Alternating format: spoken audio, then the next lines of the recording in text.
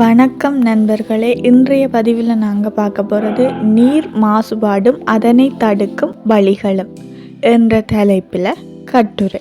மேலும் இது போன்ற வீடியோக்கள் உங்களுக்கு பிடிச்சிருந்தா லைக் மட்டும் பண்ணிடுங்க. வாங்க வீடியோக்குள்ளே போகலாம். நீர் மாசுபாடு என்பது சுற்றுச்சூழலில் மிகப்பெரிய சவால்களில் ஒன்று. நீர் மனித வாழ்வுக்கு மிகவும் முக்கியமான ஒன்றாகும். குடிநீர், தொழில்துறை, விவசாயம் மற்றும் மின் உற்பத்தி போன்ற பல தேவைகளுக்கு நீர் பயன்படுகின்றது. ஆனால் மனிதனின் கவனக்குறைவான செயல்களினால் இன்று நீர் மாசடைந்து வருகின்றது. இது மனித நடவடிக்கையாலும் இயற்கை வளங்களினாலும் ஏற்படுகின்றது.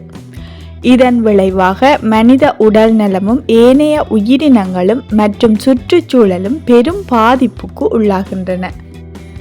முதலில் நாம் நீர் மாசடைவதற்கான காரணங்களை பற்றி பார்ப்போம். தொழிற்சாலைகளில் இருந்து வெளியேறும் இரசாயன கழிவுகள், விவசாயத்தில் பயன்படும் இரசாயன உரங்கள் மற்றும் பூச்சிக்கொல்லிகள், சாக்கடை நீர், வீட்டுக் கழிவுகள் ஆகியவையும், காடழிப்பு, சுரங்கங்கள், எண்ணெய் கசிவுகள் போன்றவையும் நீர்நிலைகளை மாசுபடுத்துகின்றன. இதன் காரணமாக குடிநீர் தட்டுப்பாடு ஏற்படுகின்றது. மேலும் ஹாலா, டைபாட்டு, புற்றுநோய், வயிற்றுப்போக்கு போன்ற நீரில் பரவும் நோய்கள் மனிதர்களுக்கு ஏற்படுகின்றன. நீர்வாழ் உயிரினங்களும் அழிவுக்கு உள்ளாகின்றன. அடுத்ததாக இதனை தடுப்பதற்கான வழிகளை பற்றி பார்ப்போம்.